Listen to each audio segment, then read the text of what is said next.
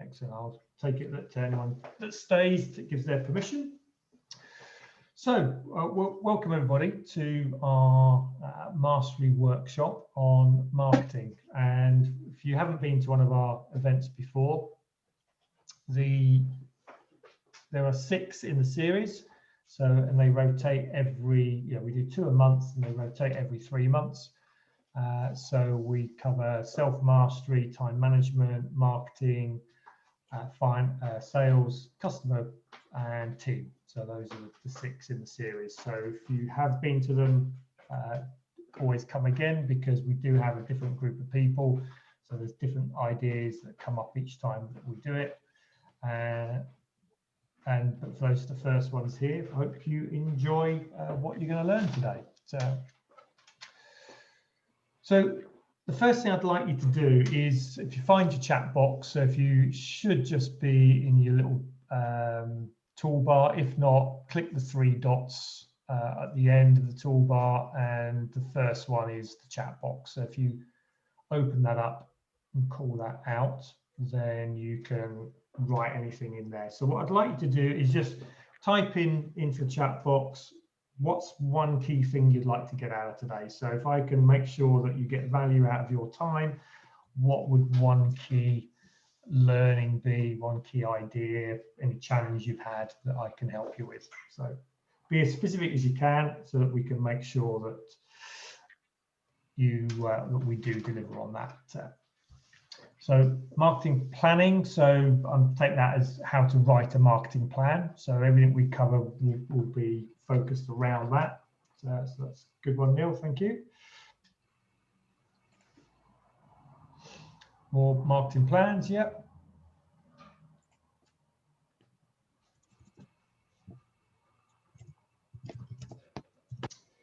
The best marketing channel, good, yep. I'm going to cover that. Specific channels. Oh, it's all coming in pairs. This is great. You're not copying each other, are you? Looking over each other's shoulder.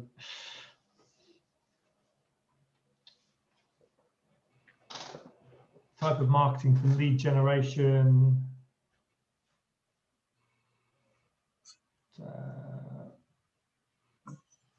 Good. Yeah, going to cover that as well. So I've just remembered that somebody did phone me up about this event. So just keep typing, because I just need to send somebody a link to the event. Can find out where to get that. Participants.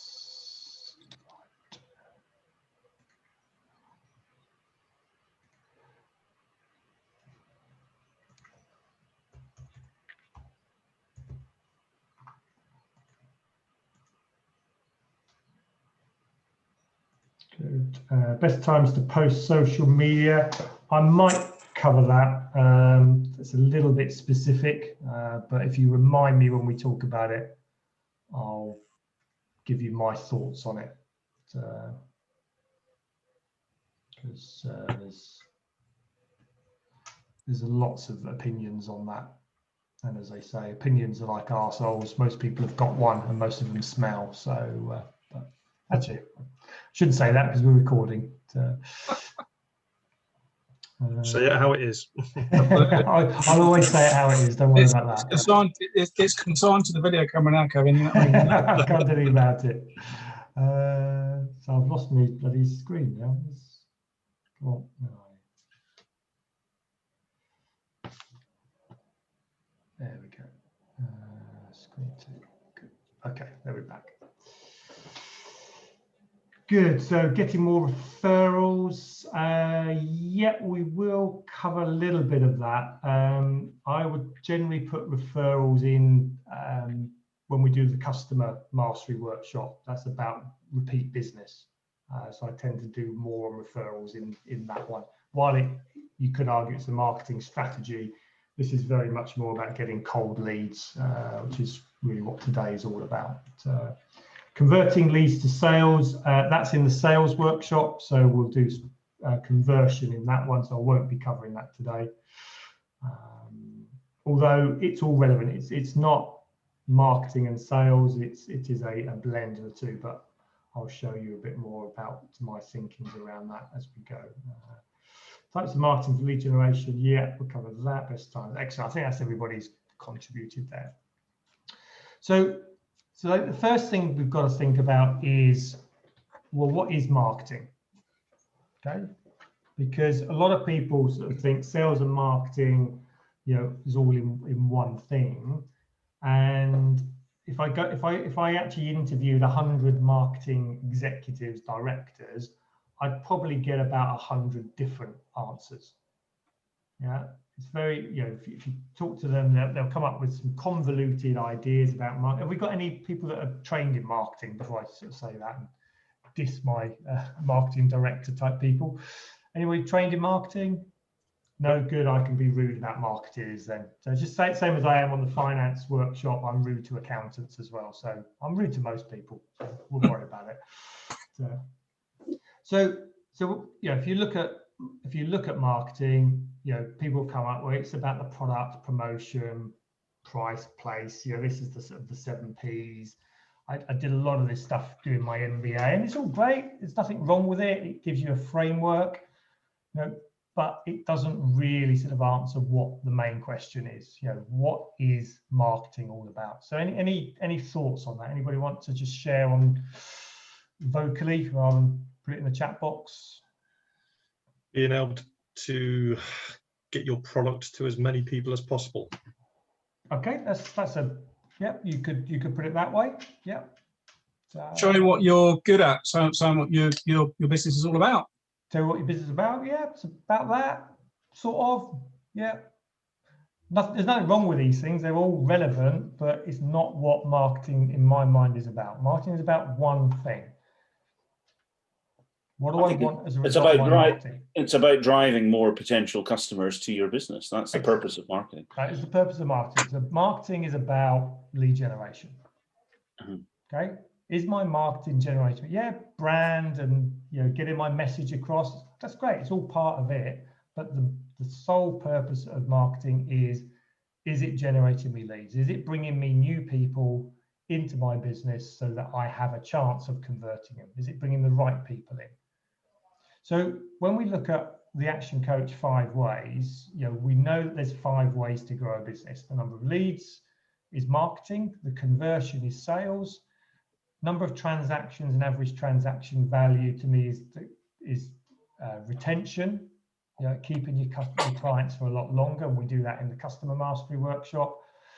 And then the margins is about, can we turn that around and make profit on it? And that's more the operational and financial side of the business.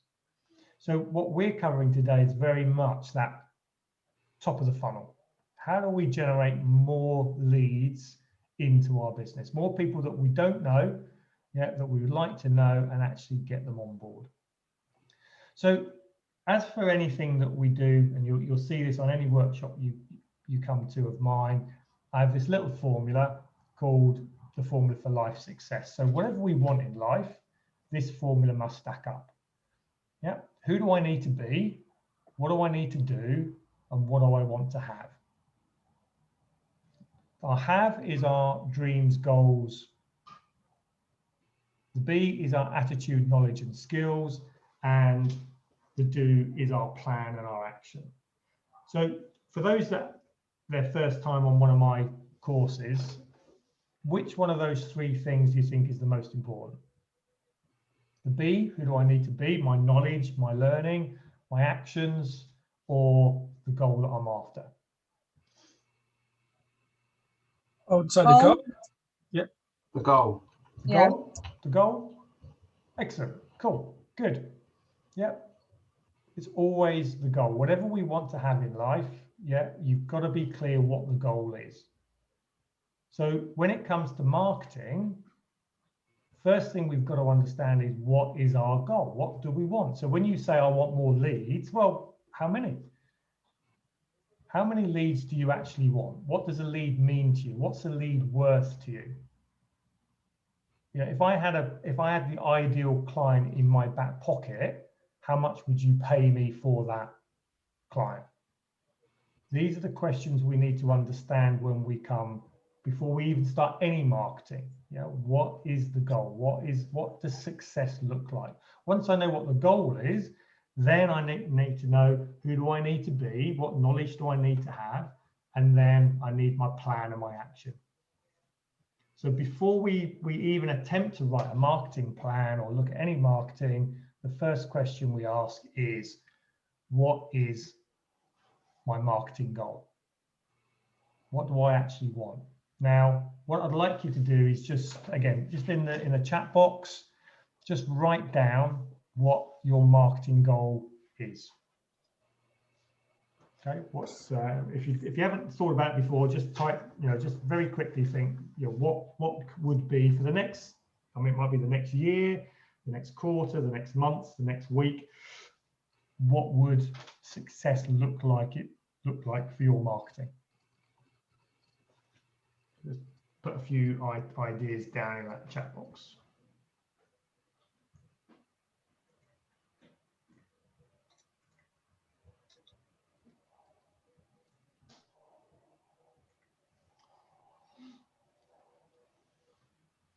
Okay, so twice as many sales as this year. Yeah, full courses.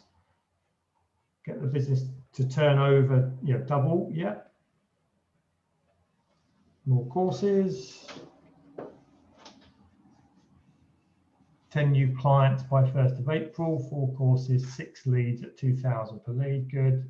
Yeah, drive an increasing number of potential clients towards business. Yeah. Okay. So if you read through the chat box, the one to me that stands out for all of those is Steve's.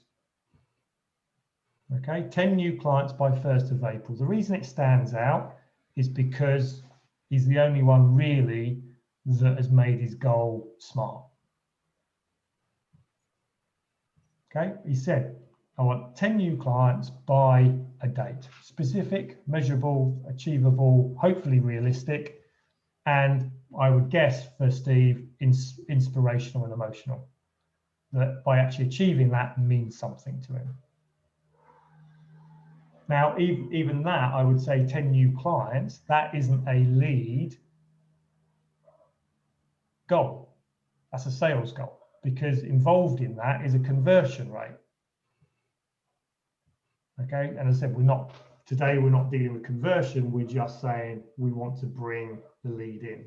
So what we've got to think of is actually start with the end in mind. So what is, if we take a month, yeah, and say, right, what is the profit that we want for the month? Because at the end of the day, you're not in business to make sales, you're in business to make profit. So you've got to understand how the metrics in your business works back from a profit level to a sales level. Okay, so if you don't know this, then you've got to go back to your accounts and you've really got to understand your relationship between sales and profit. And if you're not sure on that one, that's where the Finance Mastery Workshop comes in to help you with that. Then you need to know your average transaction value. So how much do people spend with you every time they buy? Now, you might have 3 or 4 services, 3 or 4 products. You need to know the average transaction value for each one.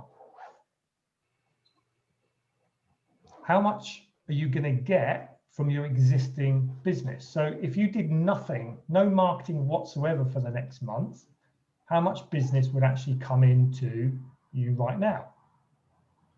Because if you can't differentiate existing business, repeat business, and new business, then you're going to be aiming for the wrong goal, either too high or potentially too low.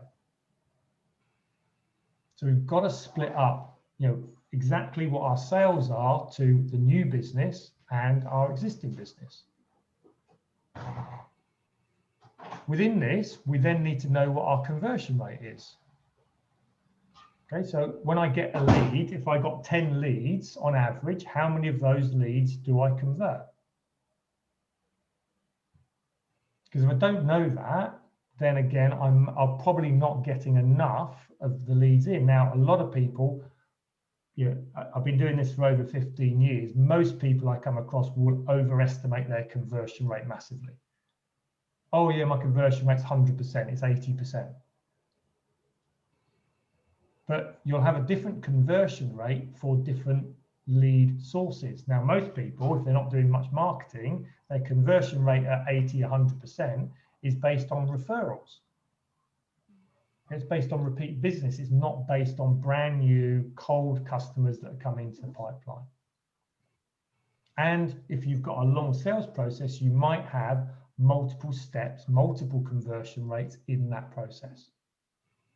And by going through this, you then come back to the leads that you need and ultimately the activity that you're after. So just coming into this saying, oh, I want, you know, X amount of business isn't good enough.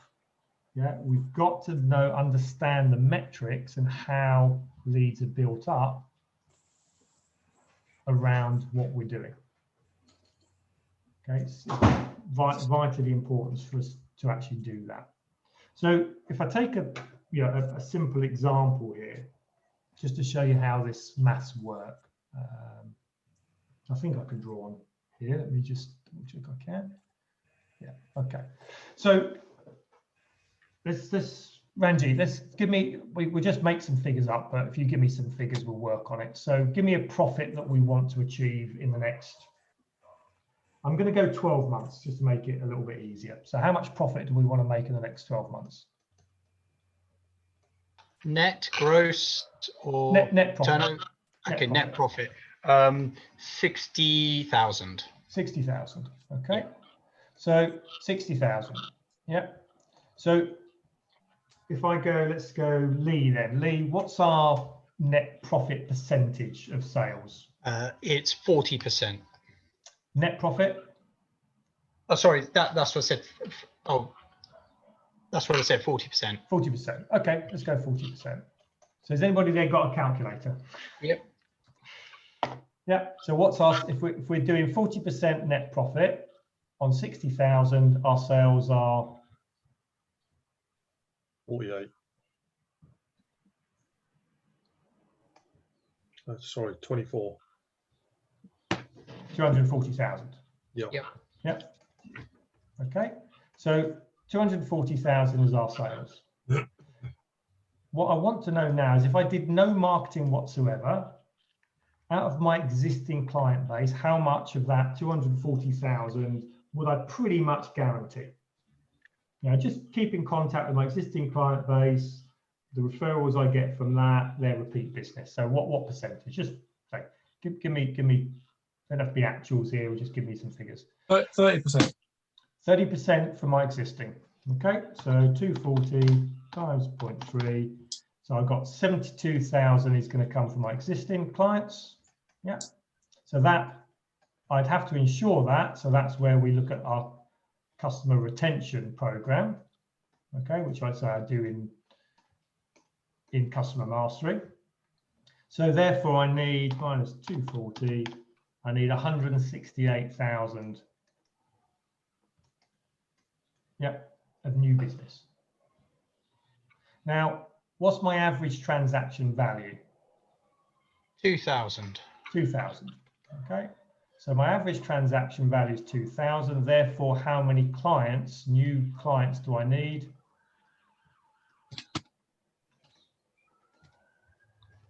84. 84, half of that. So I need 84 new clients in 12 months. Yep. And my conversion rate, so the number of inquiries, the number of sales, what would my conversion rate be? 50%. 50%, that's a pretty good conversion rate. So I would therefore need how many leads? 168. 168 leads. Okay, so now once I know I need 168 leads to achieve my target, what is my activity going to be? So how many strategies do I need to actually generate 168 leads? Now, if I wanted 168 leads in 1 year and I had one strategy, yeah, let's say it was networking. So my strategy is networking. Networking, yeah. and I had to get 168 leads from networking. Divide that by 12, so I'd need 14 leads a month. Yeah, and I know networking, I get 5 leads per networking event. Yeah, I've got to attend 3 networking meetings per month.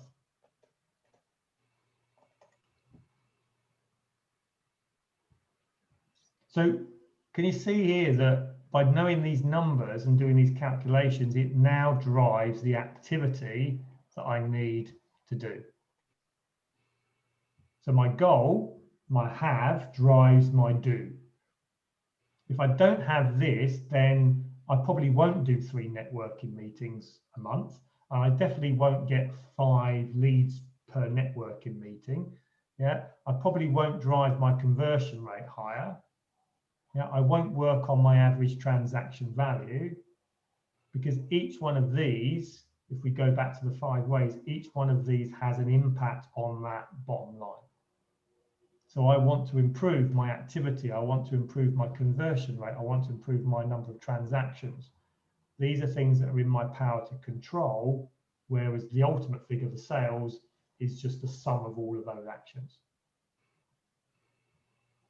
So the first thing you do before you even start thinking about, do I do Facebook, do I do LinkedIn, do I do networking, do I do adverts, is you do the numbers. And then, you know, for this, if I said, look, I've got to do 168 leads, I need 14 leads per month, yeah, and you said, there's no way I'm going to get 14 leads a month for networking. You know, the best I've ever done is 1 lead a month, 2 leads a month. Then you know that you've got to add more strategies in to actually build on that.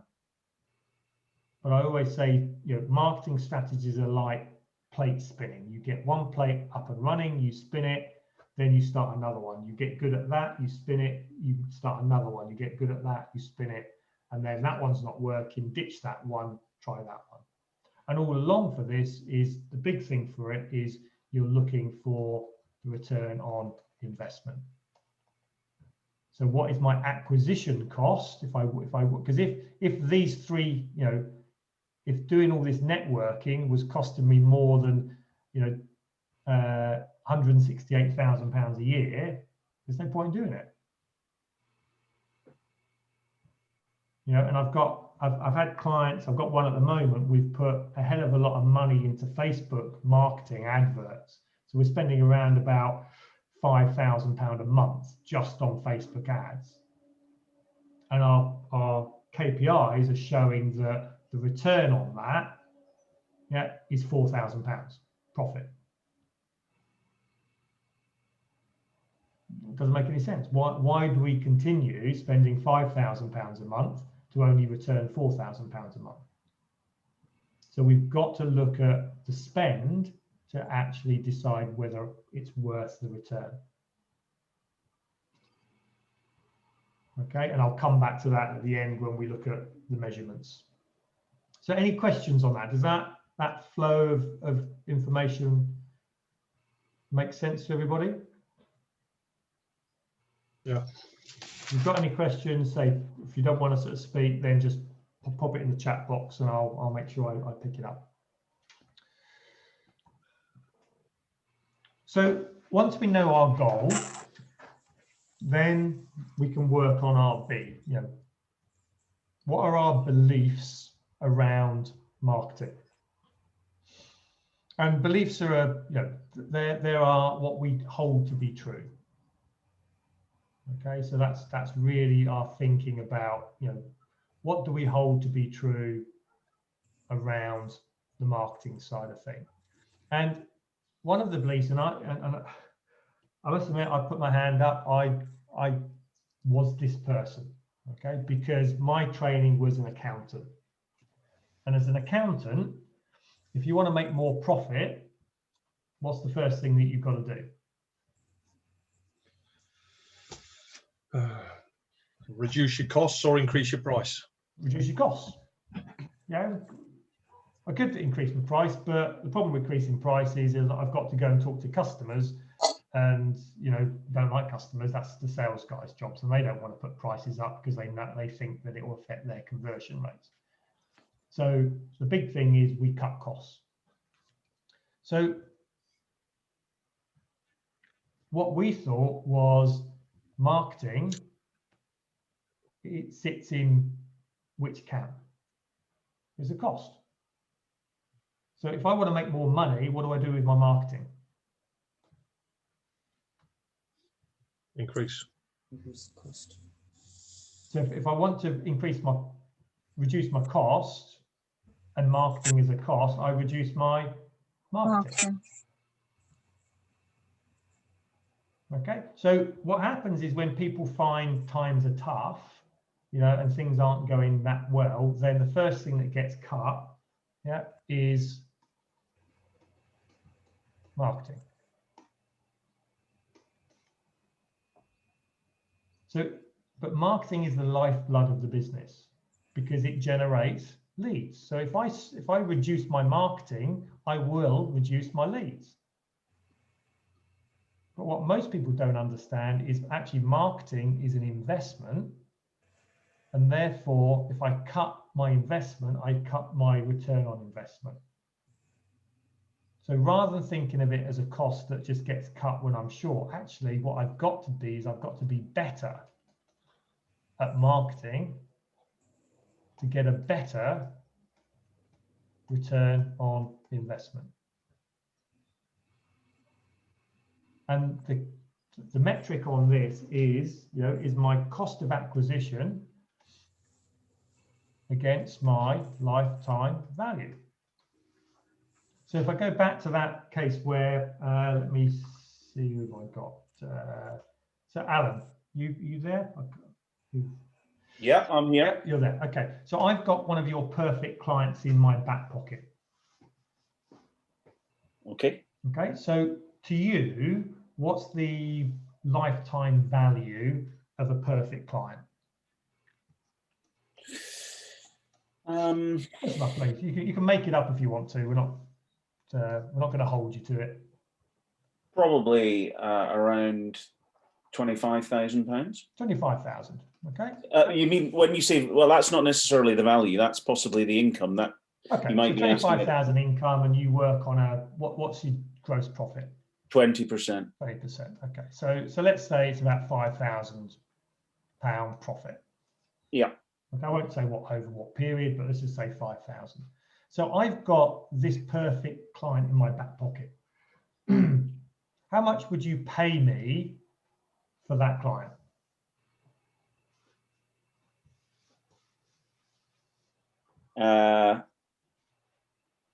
I would probably consider paying at least 10%, possibly more, possibly 20%. I don't know.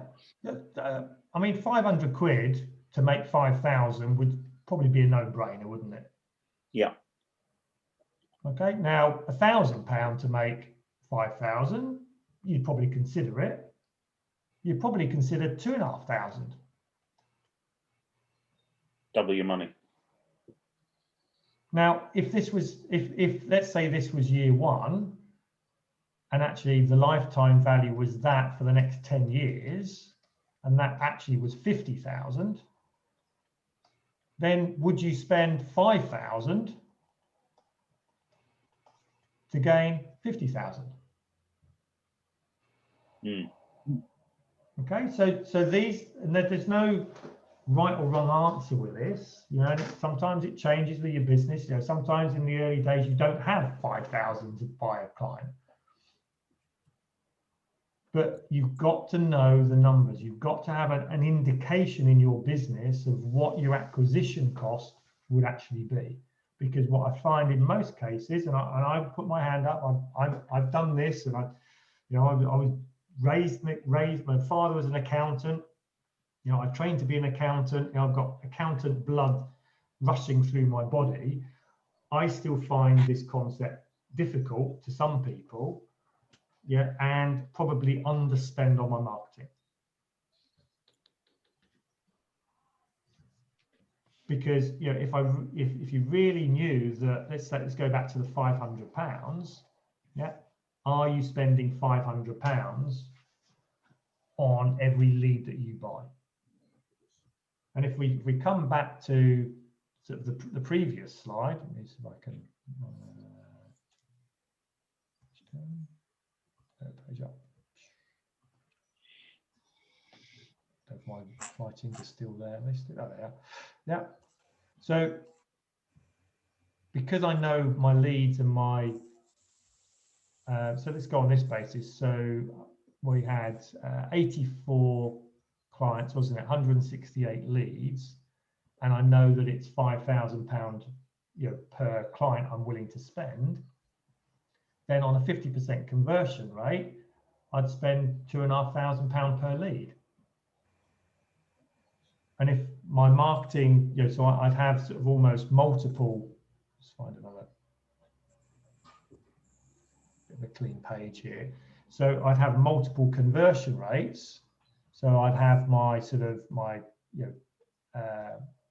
I do an ad. Let's say I do an advert here that drives a lead in that goes to the next stage, to the next stage, to the next stage. So I say, let's say I have 100 here, and that's 50, and that's 25. And let's say that's 5, and that's 1, and I'd spend 5,000 for that. So sorry, I'd spend 500 for that.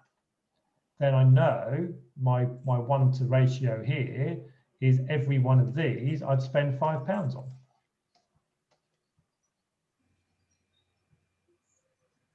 So now I've set my marketing budget, not based on, how much have I got, it's how much do I need to spend on to actually drive so that my acquisition cost is at least this, if not lower. And that's the whole thing with marketing. It can always be better because I want to drive this one down, and my lifetime value, I want to drive that up. And it's this ratio of acquisition cost, to lifetime value is the key to successful ongoing marketing. If you drive this one down and this one up, then you've got a business. It's not about do I spend money on marketing or not. That's irrelevant. You spend money on marketing. You have to. It's am I spending it in the right place? Am I getting the right return on that investment? Could I get a better return on that investment? And that's why the game of marketing, it never stops. It's always changing because the market changes, people's tastes change. There's different methods to actually approach the market. And as we'll see, when we look at the rest of putting this marketing plan together, you'll see how many different things that we can actually play with. That's why you've got to dedicate time and effort to it. Otherwise, it will end up costing you, lots and lots of money. And that is the essence of life, really. You either spend time or you spend money. So in the early days, your marketing is generally a time-driven thing. As you grow and become more successful, it can become a money-driven thing. So you save time by spending more money. But it doesn't have to be that way. You can find ways that actually work for you. So does that, any questions on that? Because I know that's my handwriting, I do apologize for, it's pretty awful. But it's about you understanding those calculations of how you get to really understand, is your money working for you? I've got a question, Kevin. Yeah. So one of the things that I've kind of struggled to get my head around is, so I know that in our business we are aiming for a 20% profit margin. Okay. Yep. I'm not saying we're there yet, but that's what we're aiming for. But let's just say we are there. So it's a 20% profit margin. So it's easy if you look at that to look at sort of lifetime revenue, or you look at revenue over 3 years, you apply your profit margin, and therefore you know what profit you're going to make from a client. And then you can compare that, as you've just done very easily, with the cost of acquisition of that client, potentially. Or you can ask yourself the question, how much money would I spend to get that client? But if you spend the money to get the client, then the profit margin is going to go down. So it's a bit chicken and egg. How do you see what I mean? I've never quite understood how you sort of think about that, if that makes sense. I mean, the way I've always done it is what if analysis in a spreadsheet. Right. What if I had a marketing budget of 10% of my sales? Yeah, what would my profit margin look like? There's no point in building a business model that doesn't actually fundamentally work. You know, if you're not putting enough money into your sales and marketing, then you're stopping that business from growing because you're cutting off its lifeblood.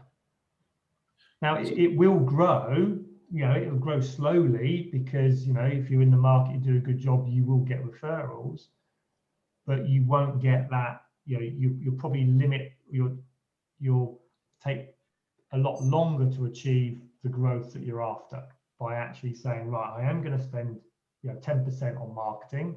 Yeah, and I put that into the budget, and then it's how I spend that money in the most efficient way. And in your opinion, across most businesses that you support or help, is 10% of total turnover a pretty sensible place to start? Yeah, I would say have that in mind and then go from there. Cool, very good. Okay, I'm not saying it's for everybody, but if you don't have anything in mind, start with 10% and see where you go. Because again, if you treat it as an investment, yeah, getting a 10 times return on investment, is that a good investment? Sure. If you can better that, if you get 20%, then fill your boots, you know. But it's not quite that, is it? Because there's a bunch of business that would have come in anyway. So that's why you've got to do that first calculation around that. So 10% of your new, because you're going to also need a budget to look after your existing client base. And that's where I would say, you know, if referrals is your strategy, then put your marketing budget into referrals and spend it there. Okay, cool. Okay, so I would say 10% is there's no science behind it. It's purely in my head. A 10 times return on investment is a pretty good return on investment. Mm-hmm. But don't forget, there's also the time aspect to this as well, where it's your own time. If this is your business, you're putting that time in, so you're going to have to work out how much time I put in as well as the money as well. Yeah. Okay. So yeah, the reason why people don't treat marketing as an investment and don't invest as much as they do in it is really because of three things. Oops. Yeah. They don't dedicate enough time, they don't dedicate enough money, and they don't have the right skill level to do what they want to do.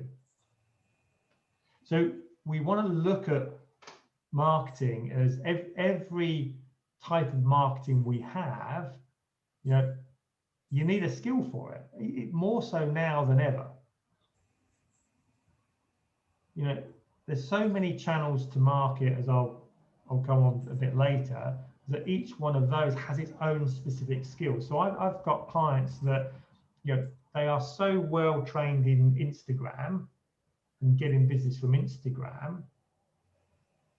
You know, they've spent, you know, hours and hours and hours learning how to actually market on Instagram. Take that skill and put it into LinkedIn. It doesn't work.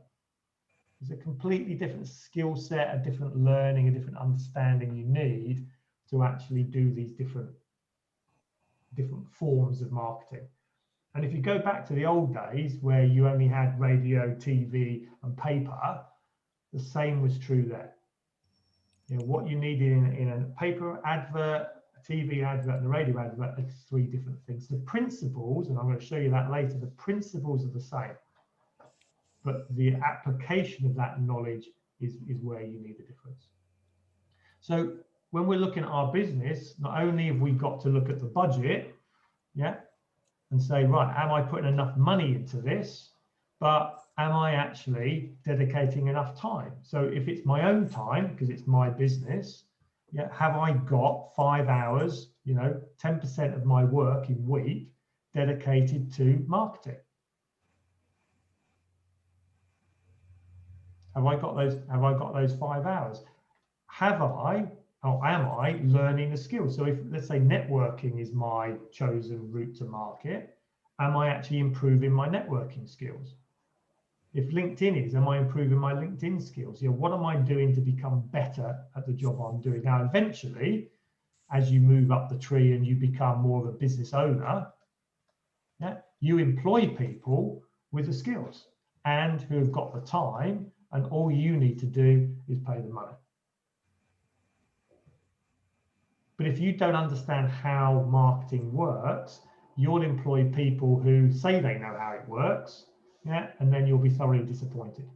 Or you'll go to a marketing agency and say, look, I can't be doing with marketing, you do it all, and they'll quite happily spend thousands and thousands of pounds of your money, and they'll say, oh, we've really got your brand working, and your brand is out there, and your brand this and your brand that, and your reach is this and your reach is that, and you'll say, well, how many leads did you generate?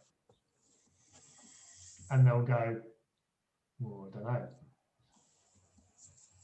And this is one of the biggest challenges I find with marketing companies, is they're so focused on stuff, getting activity and messages and all of this thing, they forget the number one goal, which is how many leads have you generated for me this month? So whether you're employing a marketing person internally, whether it's you or whether it's outsourced, your ultimate, what I call a lagging KPI, yeah, is how many leads have you converted? And I can't stress that enough, because I've done this. I've wasted, I employed a marketing manager, paid him £45,000 a year. Yeah, first month no leads, second month no leads, third month no leads. He was a really nice guy and he was doing lots of stuff, and I wanted him to succeed. Fourth month no leads, 5 months no leads.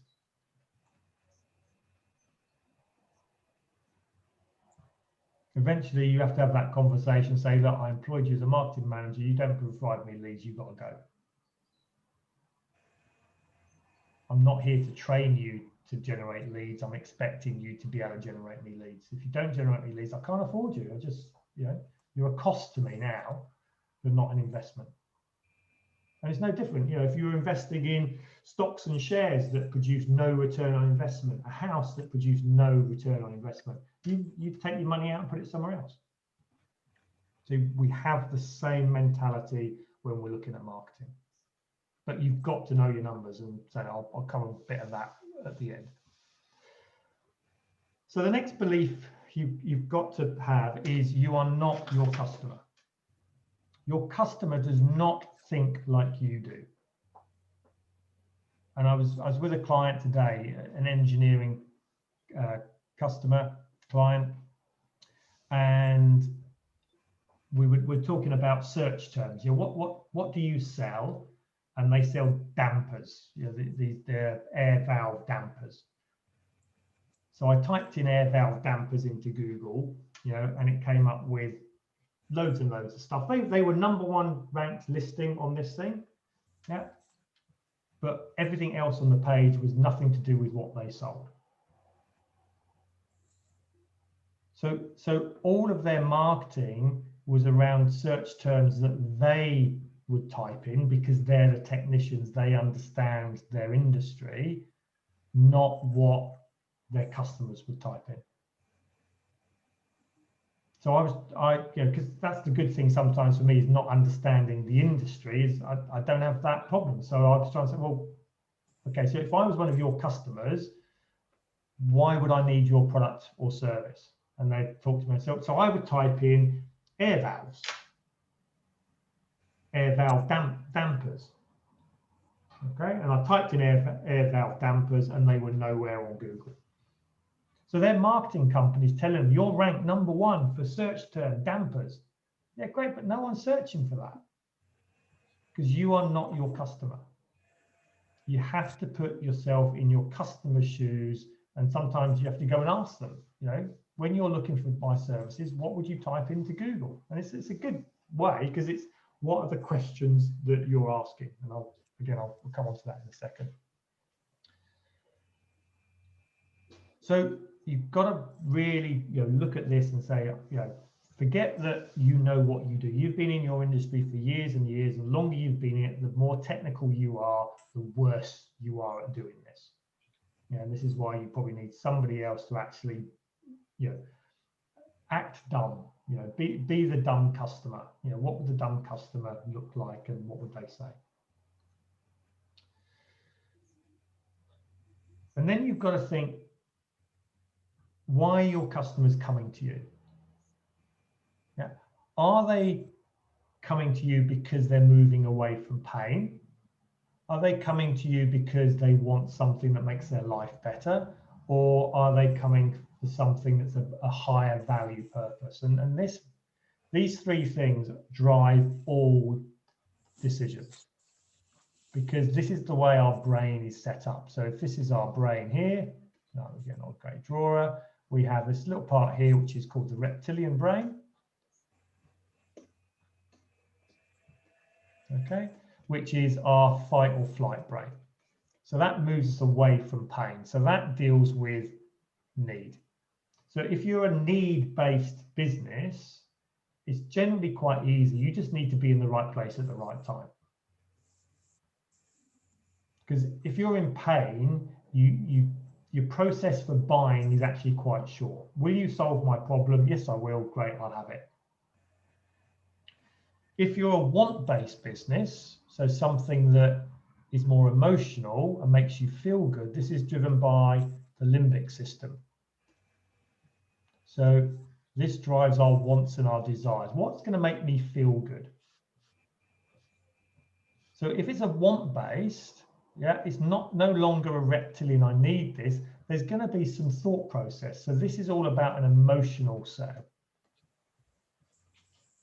Okay, this is an emotional sale. It's quite easy, but we've got to tap into, and this is why my formula here is, if I've got a resistance to buy, I've got to overcome it from a dissatisfaction or a vision.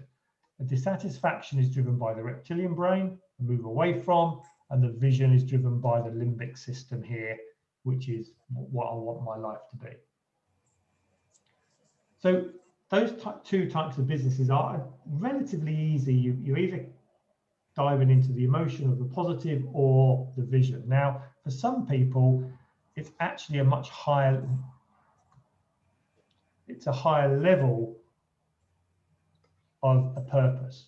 So I always say to people that for coaching, you know, no one needs coaching. No one actually wants coaching, but it's because they want to achieve a high level purpose is why they actually take on a coach. And this is driven by the neocortex, which is our thinking brain, and our human brain, yeah, which is actually quite slow and laborious.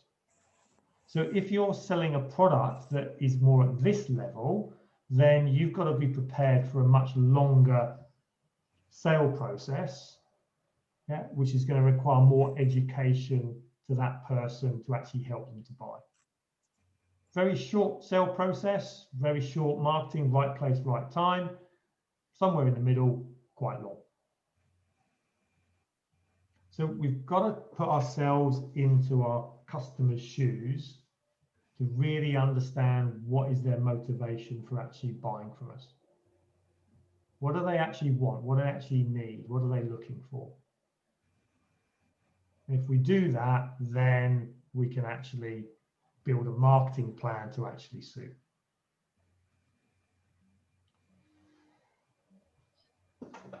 So before we even think about the type of marketing I'm doing, the channel of marketing I'm going to do, there's a hell of a lot of work to be done to start with.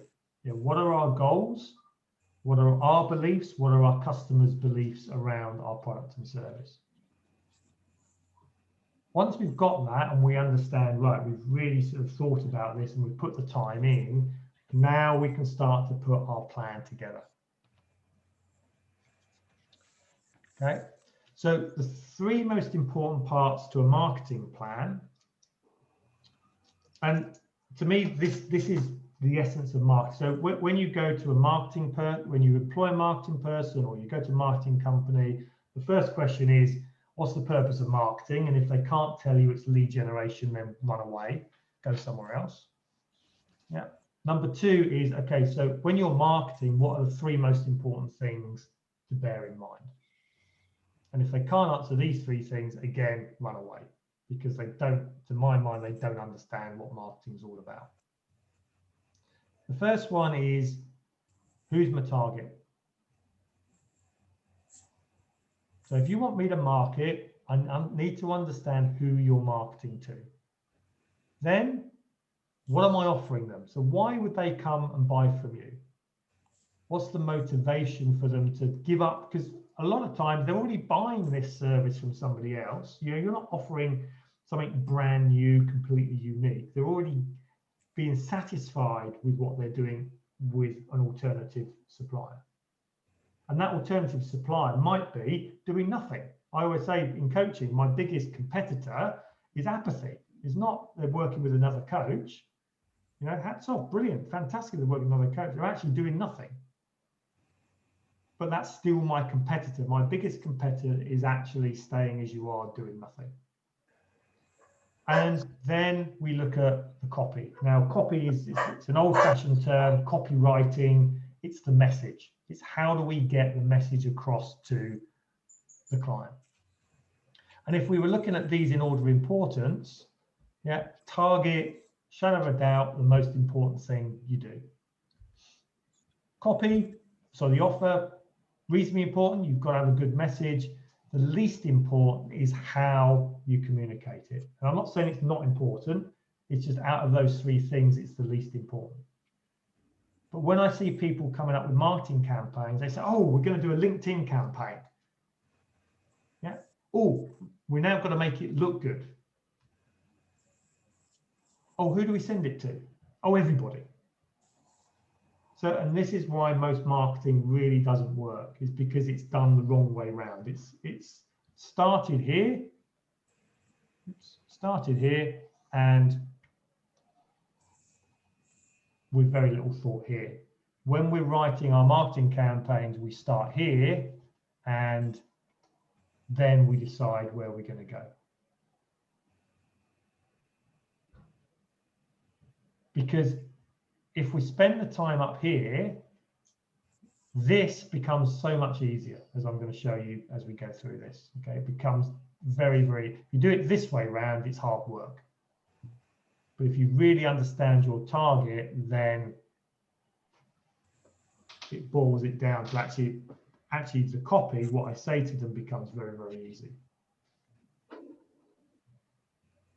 So if you can imagine, you know, let's, so Ranji, give me a target that we could go after. Contractors. Contractors, okay. So I could do a marketing campaign to contractors.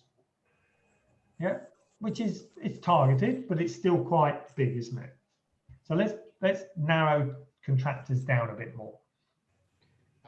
Contractors that do not offer design services. Excellent. Okay, so we've probably halved that. So now let's contract that even more. So they are contractors who are losing customers because they're not in control of the design process. Excellent. Okay, so now you can start to think our offer is now easier to actually think about. Now we've narrowed it down to that level. Yeah, because now you've said that they're contractors with this problem. So I can now give them a solution to that problem. Yeah, but the copy is still not that clear, is it? How do I get that message to those people? So we need to, if we narrow that target even further, let's see if we can make it easier for ourselves. So what can we do to narrow it even further? So you could say they are typically contracting firms between a certain size or certain turnover value. Okay, so that would mean we could probably get a list of them. Yep. Yeah, so there could be 100 in that list that fits that criteria. So that's now easier because now I could write to them, you know, specifically. So, but let's see if we can narrow it down a bit more. The actual target, you mean? Or The target. Yeah. Okay, so they're contractors that have got between 10 and 50 people on the books. Okay. Yeah. Employees. So let's go a bit narrower. Okay.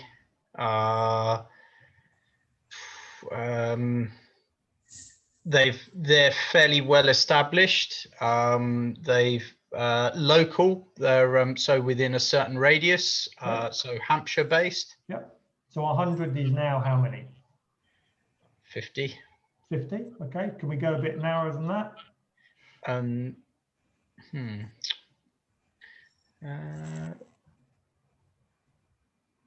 Not sure at that point whether we could go lower than that, but yeah. But we could narrow the radius down. Oh yeah, yeah. Okay. So we narrow in it and down around Southampton. from 50 to Southampton. So now we're down to in Southampton we're down to 20. Maybe we could narrow it down to locations in Southampton. Yeah. Ultimately, if you've narrowed it right down to one customer, yeah, I want that customer, then how easy then is it to actually create something for that one customer?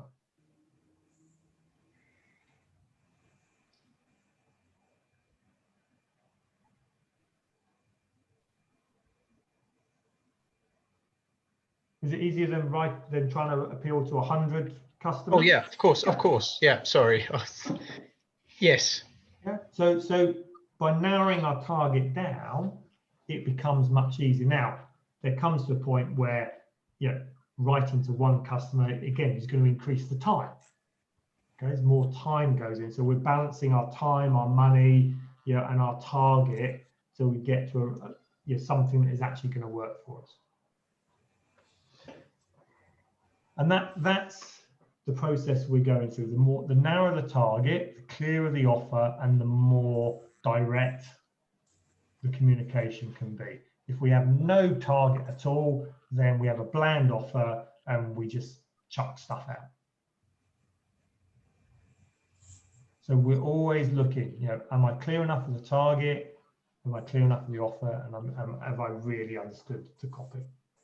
So to identify our target, I think the easiest thing is to look at home to start with. Okay, so look at, I know we've done some work on your target, so you already had a good idea, but to start with is, right, who are your A-grade clients?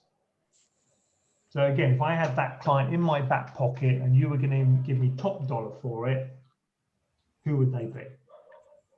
Why are they A-grade?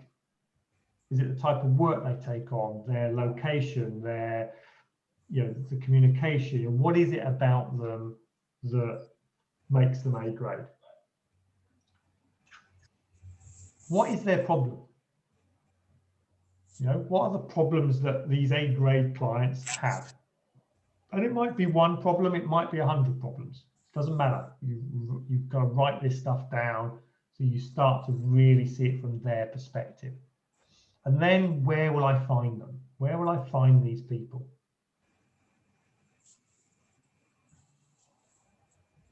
And sometimes going through this process leads to some really interesting thoughts. I've had, because one strategy of getting through to people is what we call strategic alliances. So you may find a particular client actually is working with another type of supplier, and actually I can get to all of those customers through that particular supplier. So I've got one client is a debt collector, so he's looking to sort of get more clients, and we did this analysis, and one of his best clients is a wholesale plumbing company. So they've got thousands and thousands of trade accounts with small plumbers who don't pay their bills, so they're always chasing money. So we said, well, where are these people? You know, where do we find more of these people? And we looked, and there's a buying group that looks after hundreds of these wholesalers. So we're now approaching the buying group to actually offer our services to all of those people. And the target was, well, it's one buying group gives us access to 100 wholesalers. So our message to them is very, very succinct. Our offer to them is very succinct. And well, why do any marketing at all? Why not just pick up the phone and talk to them? By doing this, this drives the strategy, not the other way around. It's not, I'm going to do LinkedIn, I'm going to do Facebook, I'm going to do mail shots, I'm going to telemarketing. We start with our target, who they are, what are they thinking, what are their problems, and then narrow it down and come back. And if we're still vague, it's because our target isn't narrow enough. So, a bit like I said before, we've got to put ourselves into the client's shoes and understand what questions they're asking. Now, this book, Marcus Sheridan, I only came across it a month or so ago. We've had him as a guest speaker on our Big Friday Finish, which we do every Friday, so every other Friday. We've got a lot of really good speakers coming up, and you know, so you'll get an email on a Monday with these events. Please do book onto those when they come through. But this book, you know, if you are going to be doing the marketing yourself, then this is the book to read. If not, if you've got a marketing person, make sure they read this, because it really succinctly puts this targeting down, you know, and what the client is actually thinking, so that your messages can be really relevant to them, not to you, because they're the ones buying, not you. So really think about the questions that you're going to put in there. And in this, he said there's 5 key questions that are pretty much on everybody's mind before they buy anything. And these are the questions that your marketing needs to address. Okay, now he's pretty much specifically talking about your website, which is a little bit of a conversion tool as well, but I still think it's relevant in your marketing. The first one is the price.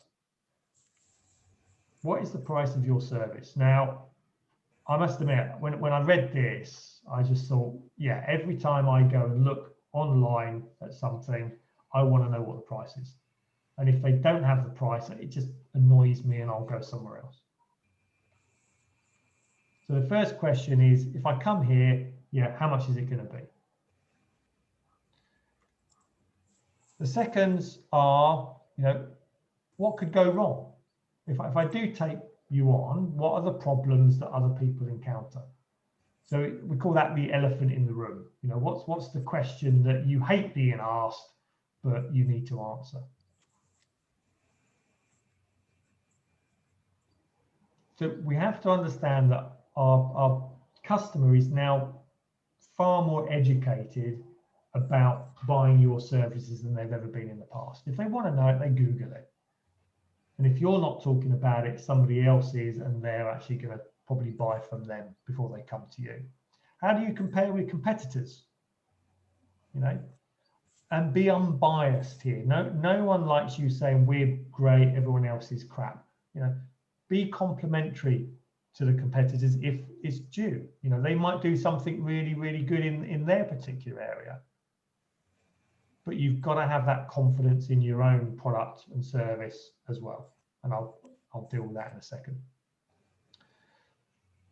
And reviews.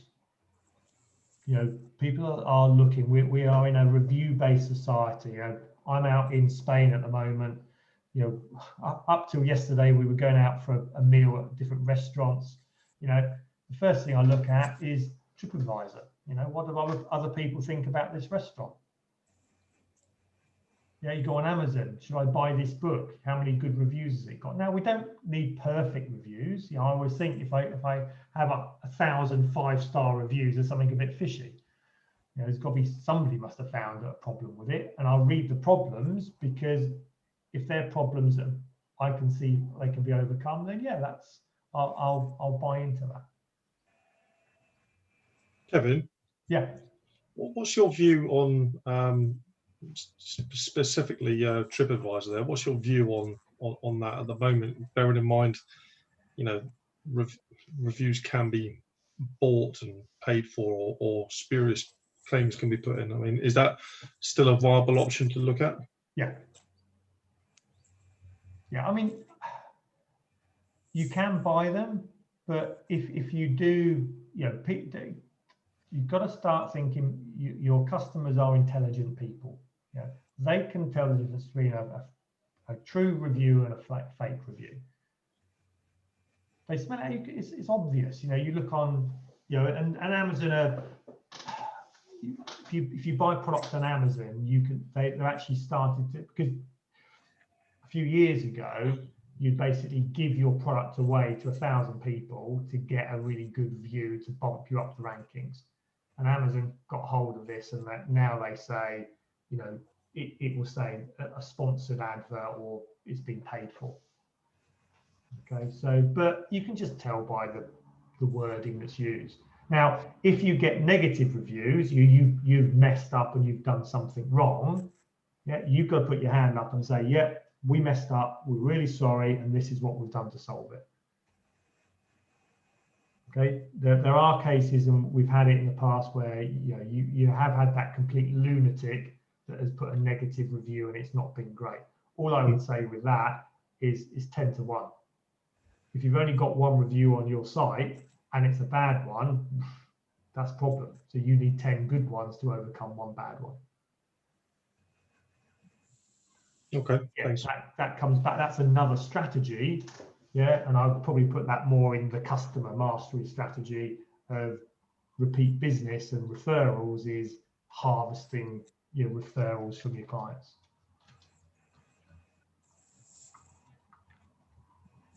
And number 5, you know, who are your best competitors? This is a really, I take what he says in the book. Some businesses, this is great to put in. Some businesses, you know, you got to call on this one. But what people do appreciate is you saying, well, actually, the competitors is actually better at this than we are. And if you really want that, if that's important to you, then go to there. And I think if you're honest with that, if you're brave enough and confident enough in your own product and service, my gut tells me you'll get more business as a result of that than what you'll lose. And after all, you know, are you in this to, you know, making money is one thing, but actually helping people to get the best service should be at the core of what you're doing, your core and your purpose. So don't be afraid to actually, you know, compliment your competitors, because people will read it and they'll go, actually, they're really honest. You know, they're not looking just to rip me off and take my money and give me bad service. They really want to help. So marketing has changed massively, and probably more so even in the last 12 months than, you know, the previous 12 months with the lockdown and things. But there's been a gradual shift with marketing over the years. And in the old days, and the older you are, the more you remember this. So I have to be a bit careful because I'm biased with, you know, 40 years of old marketing. In the old days, you had a captive audience. There was only certain ways to actually engage with your audience. There was very low choice. You know, if you wanted to buy something, you tended to buy from certain sort of key sellers. Information was scarce. Yeah, people had more time. Yeah, and there was not a lot of noise in the marketplace. And this is really where TV, radio, and press advertising came to its fore. Because in that market, you could just spend big chunks of money and gain market share. Because the only way you could get through to people was those 3 channels, and those 3 channels knew it, so they charged top dollar. So the only people that could advertise were the big companies. So they hoovered up all of the leads that were being generated. You know, the big budgets hoovered it up. Then the internet came along, and audiences change. We become more transient. We don't stick on one thing for very long. We change a lot. There's a lot more choice in the marketplace. There's more information now than you can actually deal with. And people are much busier, there's less time, and there's a hell of a lot of noise in the marketplace. So this change in marketing that we've got to see, is our marketing, is it going to the old school here, or actually are we dealing with this? Are we dealing with this new way of marketing? And I think that the easiest sort of analogy I can give is here, you had everyone lined up, and you could get your machine gun out and you could just spray bullets at them, and you'd get enough in. This is more like guerrilla warfare, where it's more about sniper fire. You've got to go after specific audiences, take your time, plan it out, and make it work. Machine gun approach just doesn't work anymore. So when you look at your marketing, always before you even spend the money or do it, is this sniper fire or is this machine gun? And I would pretty much assure you that the sniper's the way to go. I'm not saying machine gun doesn't work, but you've got to have a big budget or something crafty up your sleeve to make it work. And whatever you do, you've now got to stand out from the crowd. Because of this noise, because of this information overload, you can't just be bland. People need to understand that they are doing research before they buy from you. So what's going to make you stand out? How are you going to fit in? Now, first thing you've got to understand is obviously to target, that you fit in with them, but then you've got to actually communicate them that message. And the way we do that is the offer. So what are we offering them? What do we stand for? If they're moving from one supplier to another supplier, how do we stand out over and above? And the normal way of saying that is, what is our unique selling proposition, and what do we guarantee that other people don't guarantee? And it's this whole process is actually quite difficult for a lot of people, certainly if you've been in business a while, to actually sit down and say, well, what is this unique about us? Why do people buy from us? It can be quite hard. So, but you do have to sort of go into that. And I think one of the key things that does make you unique is your story. Who are you? What do you stand for? What's your history? What's the story behind the company? People now are really looking for that story. And this is why I think the big chains, the people like Debenhams, all of these big, they're disappearing for a number of reasons. But one of the reasons is people are not finding any affinity with them because they don't stand for anything. They're just big corporate machines that churn out stuff. And if you look at all the high growth companies now, they all stand for something. Apple probably led the way. Because Steve Jobs stood for something. If you look at Tesla, Elon Musk, and whether you like him or you don't like him, he stands for something. Ben & Jerry's ice cream, went from nothing. Innocent Smoothies went from nothing. And everyone has trounced the established player in the market because they understood sniper fire marketing, targeted marketing, and they stood for something. They had a message that their buyers bought into. And this book, Donald Miller's Building a Story Brand, is another great book to really understand the importance of it, but also helps you to actually find what your story is, okay, of what can be. So, a couple of really good books. They Ask, You Answer, Story Brand, and I'll give you the third one at the end that I think brings it all together and really gives you that essence of what should be in a marketing plan. So why do we need a USP? You know, it reduces, so this is our little formula for change. So I want to overcome my resistance to change. Yeah, it reduces that resistance and it builds, oops.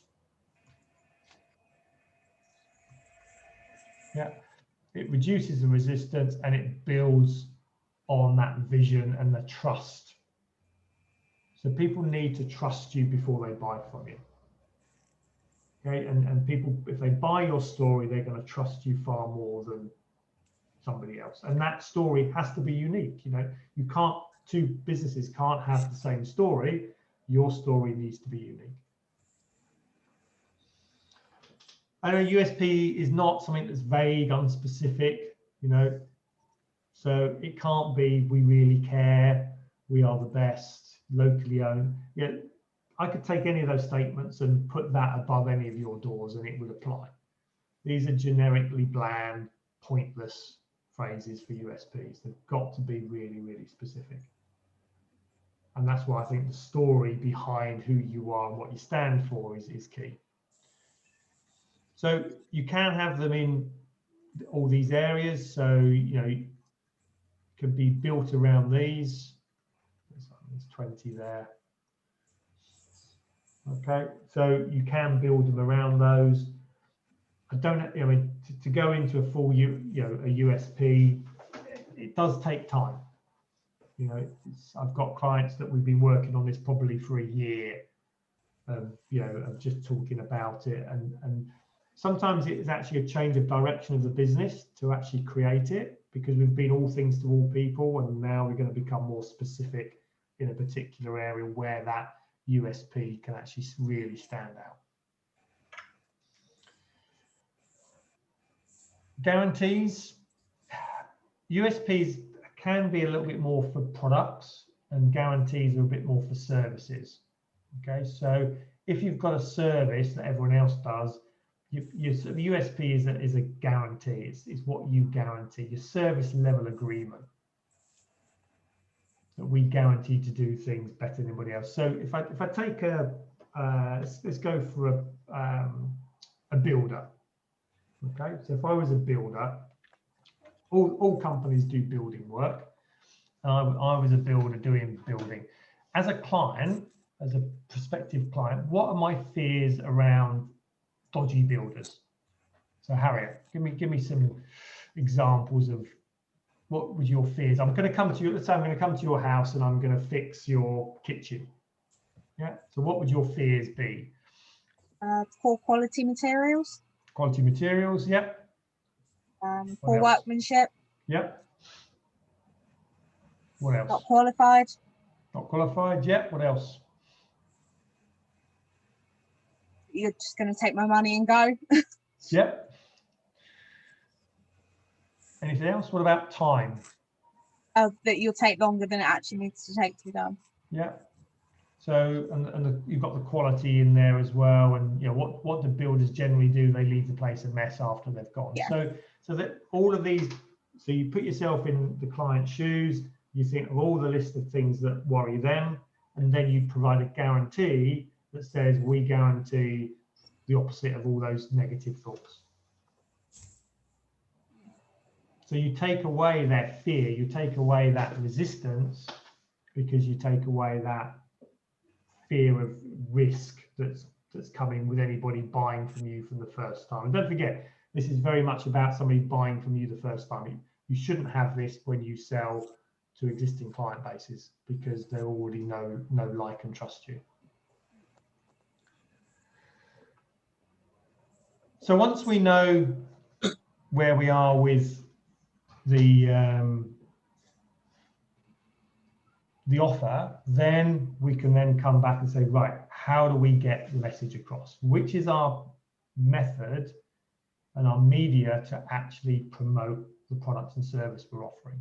Are we going to put an advert out? Are we going to build our website and create SEO and pay-per-click links? Are we going to do email campaigns, referral campaigns, Instagram campaigns? So here, you know, we've got probably 10 of the most common.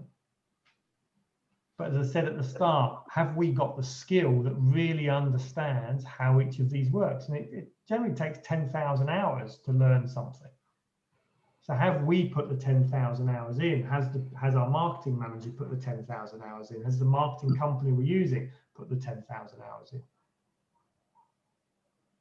Each one of these is a unique form of marketing, same as radio, TV, advertising. You know, you'd have a company that had specialists in each of those areas. But the essence of marketing is the same. Okay, the essence of advertising, getting the message out, no matter what we do, falls under these 4 key areas, and it's called the ADA principle. Okay, a guy called John Kpis, who's the grandfather of marketing, all the top marketers. If you ever want to speak to a marketer, yeah, ask them if they've read John Kpis' book. It's called Tested Advertising Methods. Now, I pretty much guarantee you very few would have read it. But if you find somebody who's actually read it and understood it, then I would 100% go with them.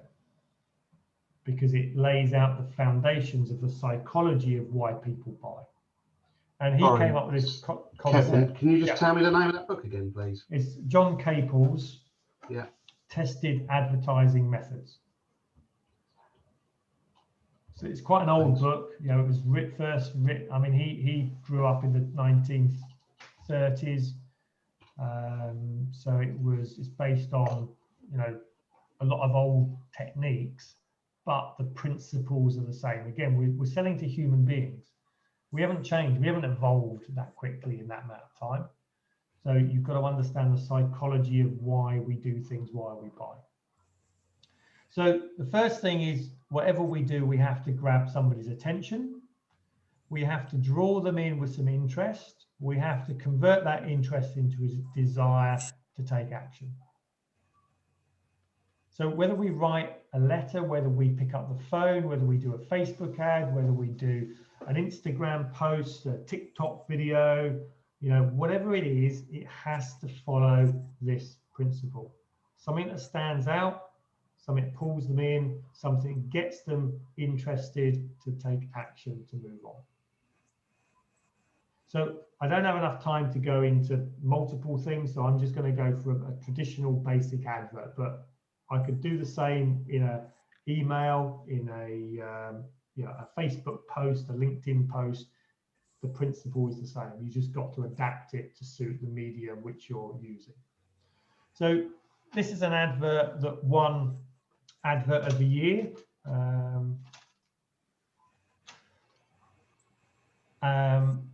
It's at its time, it was probably one of the highest grossing adverts ever in sales. I was lucky enough, one of my colleagues, Mark, he was actually involved in actually writing this advert.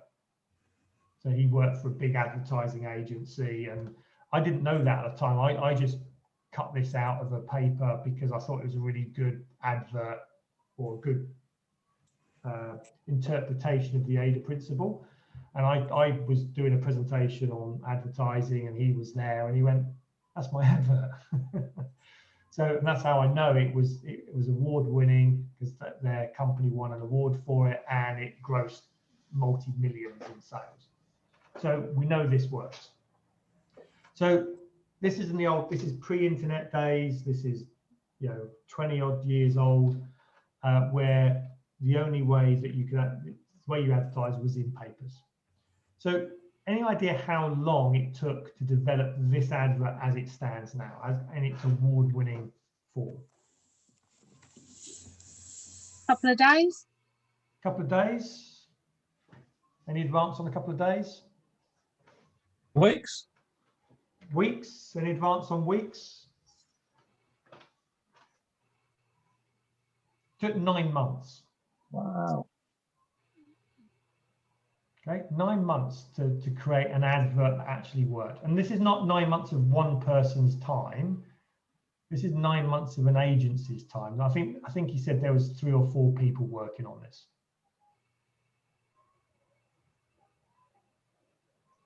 they test and measured it in a number of papers. And don't forget, in those days, test and measure is slow. I mean, that's one of the reasons it took 9 months, is because you put an advert in, you've got to wait a week or so before the advert comes out, and then another week before people actually read it and actually take action. Okay, so in today's world, we can probably do exactly the same thing in about 9 days using the internet. Okay, but back then it was, you know, it took a lot of time. That's why you needed agencies back then, because no business had 9 months to dedicate to do this.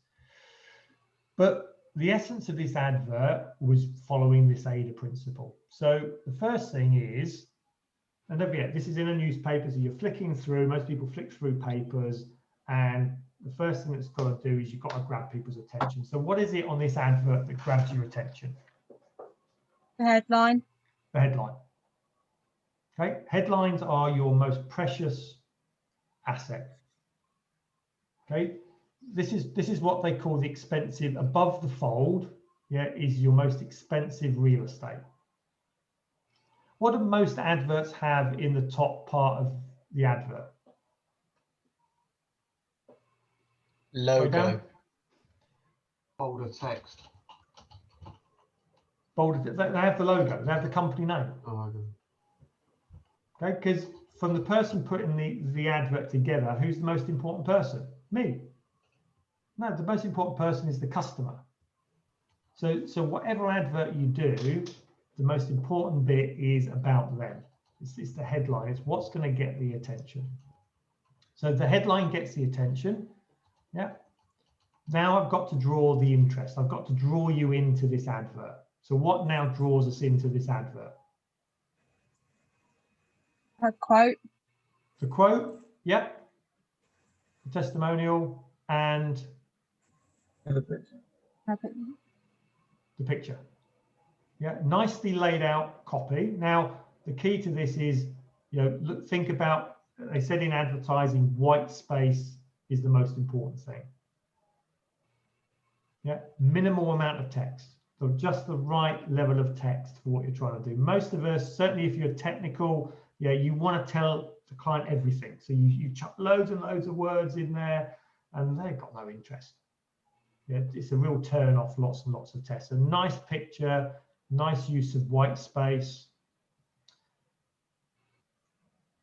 There's also something else very clever with this advert, and we go back to targeting. So who is my target market? So if you don't know, Temper beds make these spongy beds, memory foam beds. They were the world's leader in it. Okay, so what is it about this ad, as you can see now, that is brilliantly targeted? So who's our target market?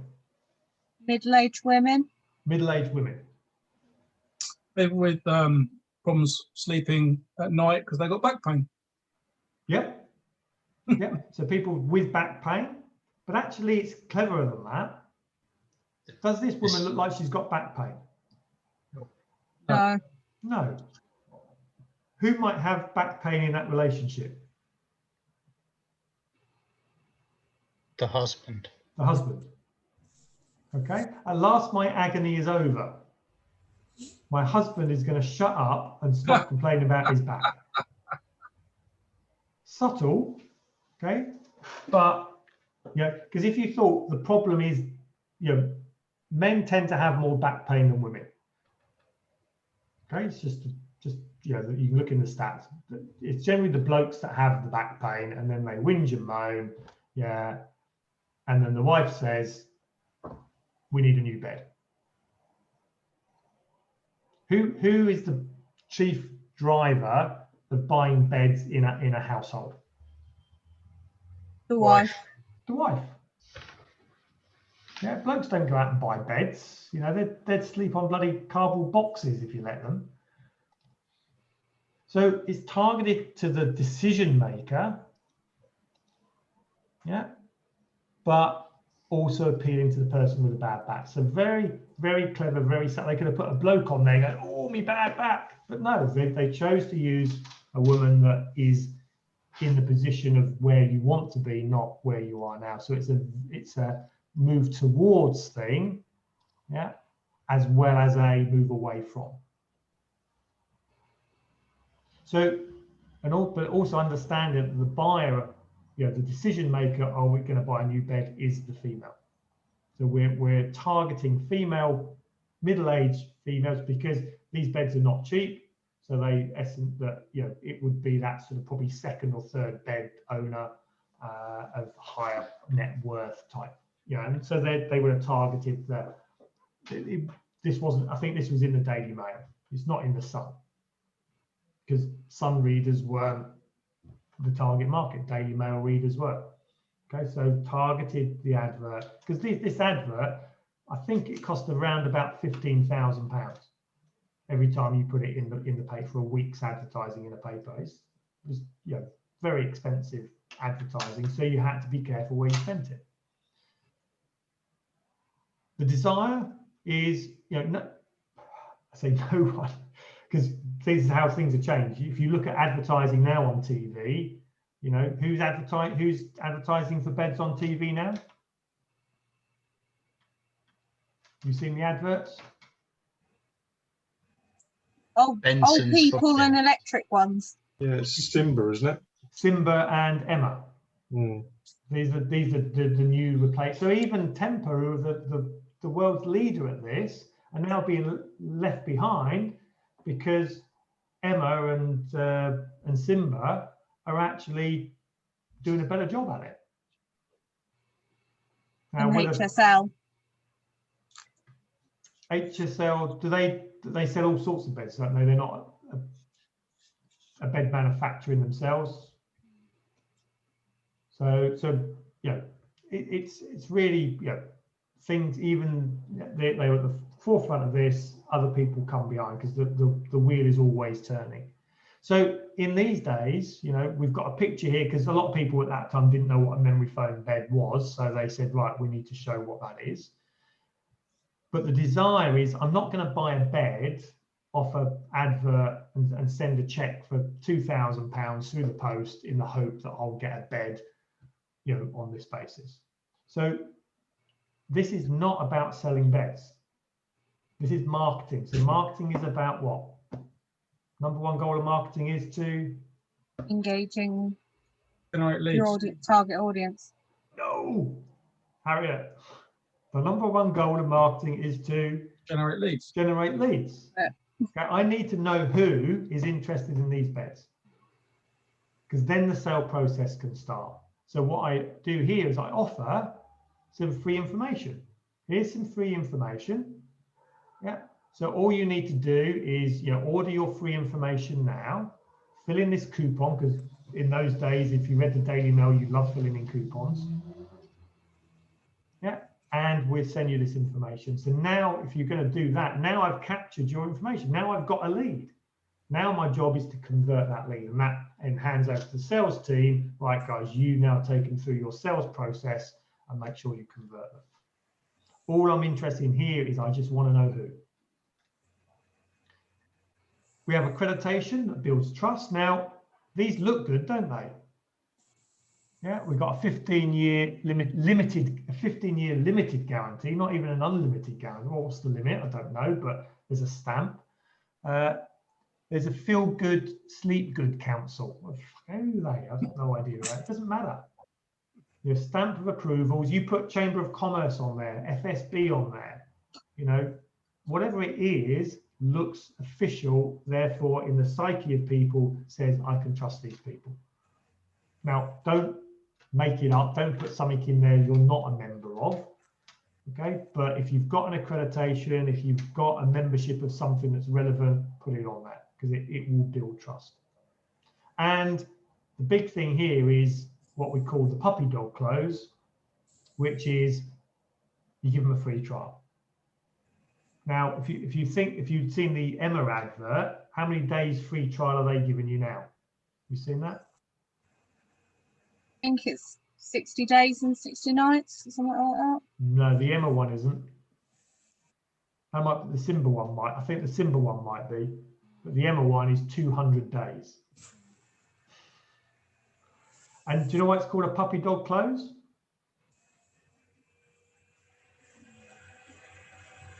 Yeah, I do, because nobody ever sends a puppy dog back. Basically, once you've taken it home, Yeah. you know, you've got a little puppy. You're not going to send it back to the pet store again after you've got it in your house.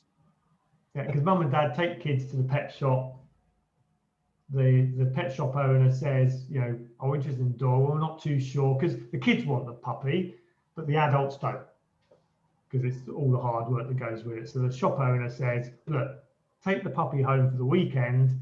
If you don't like it, then bring it back on Monday. Yeah, no one ever gives the puppy back. And this is the fact with this one is, if you think about a bed, you know, if you've gone to the trouble of bringing a bed in, trying it for 60 days, you're never going to give it back, because what have you done with the original bed? Binned it. And are you going to, you know, send it back, go through the hassle of sending it back to then buy another bed? No, you'll just put up with the bed you've got. But it's overcoming that fear. Well, what if we get it and we don't like it? Great, that's a question you're asking, so I've answered your question. Yeah, I've answered your question before you've even asked it. And then there's got to be a call to action. So what do I want them to do? Well, I want you to phone me, because these days that was it. There was no email, yeah, or fill in a coupon. So all we've got to think about in today's world is just the digital equivalent of this. And this is where landing pages come in, you know, all sorts of things, but make it easy for people to take the next step. And don't forget, the next step is not necessarily buying from you. The next step is just the next step in your process. How do I get you to identify whether you are interested in what I'm doing? How do I capture your name, address, telephone number? What do I need to pay you in order to get you there? And think of it, you know, I always think this is like the piece of cheese. So if I'm selling cheese in a supermarket and I've got this brand new cheese that no one knows, yeah, what do? I put somebody up with a tray of cheese, little chunks of cheese, and give it out. Try that, try that. If you like it, buy it. So what we're looking at here is we're getting people to try our piece of cheese, taste it. Do they like it? Yes, they do. Great. Now I've got you. Now my job is to upsell to you and move you up what I call the ladder of loyalty. So I've got the ladder of loyalty. Let's move you out of the way. No. Let me. If I've got time, I'll come back to ladder of loyalty. I do it in the custom mastery, so I tend not to bring it into this one. And then, if you think about it, the logo, who they are, is down here. It's the least important part of the advert. There's another really clever thing with this advert, which I just love. And I thought it was just a luck, but it was done by design. You know, they actually designed it this way. Any idea what it is? Anybody can see that there's a thing with a layout of this. Everything on this page is there for a reason. It's there for a purpose. Is it to do with the colour of the back of the phone number? That does makes it stand out. Okay, so you're going for the visual, so make something stand off the page. So yes, that's it. It's not the key part to this. It got something to do with her signature. No. It's something to do with her. Go back to what I said. When you're reading, yeah, and you're flicking through the pages, yeah, you're scanning. Okay, and the way that we read, the way we're taught to read, is what? When I read a page, left to right, left to right, and down, top to bottom. So the way we read is I always come into the page here, I scan here, yeah, I go down here, let's just point to the number, and I leave here. oh. Ah. So you didn't see that consciously, but subconsciously you saw that. Okay, subconsciously you did exactly what I've done there. You read the headline, you saw her, you would have come down here, and then as you were flicking over the page, you would leave remembering this was a temper bed. What do you want somebody to do when they leave the page? To remember who you are. You don't have temper up here, where most people do with their advertising, because no one gives a monkeys. I don't care who you're called. Okay, so 9 months, a team of, I think, at least 3 people. God knows how much they spent on this, but I guess it was probably in the tens, if not hundreds of thousands, to build this website, to build this page. But it sold shitloads of beds because they knew what their, I mean, the retail value of these are about, I think back then was 3 grand. I'm guessing the GP is probably at least 50% of that. Yeah, and they knew that from that advert, they would create thousands of leads. And they tested and measured it, and that's why they ran it and ran it and ran it, and it became as successful as it did. So that's a traditional advert. But the same is true on any medium that we use. So as another example, here's an email. Okay, this guy, Peter Thompson, he's been in marketing for, God, you know, well, you can see how old he is. He's been in it for years. You know, this is I get his email every week. You know, it's informative. It keeps me, you know, it's more of a nurturing campaign, but the same is true. You know, headline at the top, call, you know, a video to call, nice simple points here, and a nice call to action. Okay, sometimes you're limited. You can't do everything you did in that advert, but you want to be sure everything is in there for a purpose. There's a reason why it's there. Anything else is superfluous, and too much marketers love the sound of their own voice. You know, and a guy called Jeffrey Gittimer, who's actually our speaker next week. So he's doing our Big Friday finish from 3 till 4. He calls it puking up over your client. So most people, when they go there, here's everything you want to know about me, and or another way to say it is we do this, we do this, we do this, yeah, which is like weeing all over yourself. And the only person that, you know, doesn't give you a nice warm feeling when you do that, but afterwards you realise actually you stink. So this advert is, you know, that ADA principle. No matter what we do, our website, our LinkedIn, all our posts have to follow that process. Okay, so you've really got, and this is why, you know, to become a really good advertiser, marketer, takes time, it takes effort. You know, what makes a good headline? I've got sheets of, you know, 50 of the best headlines ever used. You know, what makes a really good headline? What makes good copy? What makes good images? You know, these are all skills that you learn over a period of time. So those are the 3 fundamentals. You know, target, offer, copy. Add into that our goal. What do we want to achieve? And then the one that brings it all together is the measurement. You know, what gets measured gets done. What gets measured gets improved. To me, business is a game. You know, we're playing a game which we want to win. Obviously, we've got to know what winning looks like. But within that game, there's lots of games going on. And if you play a game, you've got to know how to keep the score. Otherwise, what's the fun in playing the game? You know, I love my golf. You know, to actually go out and play golf without keeping the score, yeah, it's just practice. And who wants to practice all the time? You know, you want to go out, you want to see how good you are. I do an advert, I want to see what return I get. If I get nothing, great, I'll do something else. And if we're not measuring, we're not doing it properly. We're just wasting money and time. So internally, if we're doing it ourselves, we've got to keep track of these numbers. If we're going externally, we've got to make sure the marketing people we're using really know their numbers. So our key performance indicators, or as I might be calling it,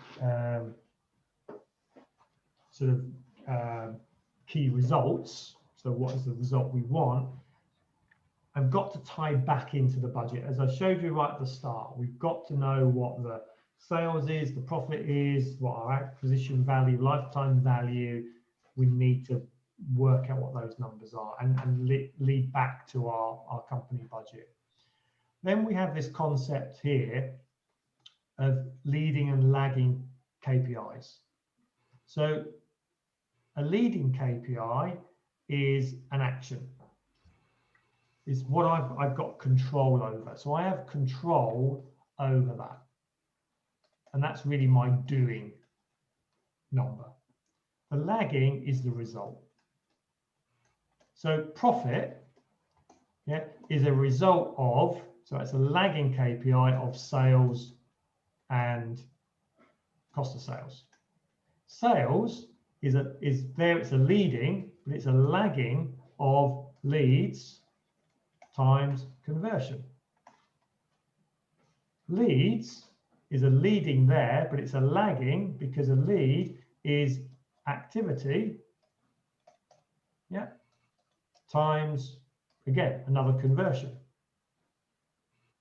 So we boil it all the way back to activity is the ultimate leading KPI, profit is the ultimate lagging KPI.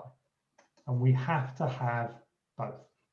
And we've got to know how that works within our organization if we want to play the game. And I kin it to, you can, let's, any cyclists here? Anybody likes riding a bike? No? Anybody know how to ride a bike? You can deal with the concept of riding a bike. So I can either ride the bike because I just want to go out and get a bit of fit. Yeah, in which case, would I keep any KPIs? No. Okay, if I'm just riding a bike, I wouldn't keep any KPIs. If I was in the British cycling team looking to win a gold medal at the Olympics, would I be interested in KPIs? Would I break every aspect of what I'm doing down to the nth degree and try and improve every little bit by 1%? And this is where we get that concept of marginal gains. Be 1% better in 100 areas and you will have a massive improvement on the business or on whatever you're trying to do. So this is why we've got to know and break these numbers down to company, department, product, service, you know, as far down into the granularity of the business as we possibly can.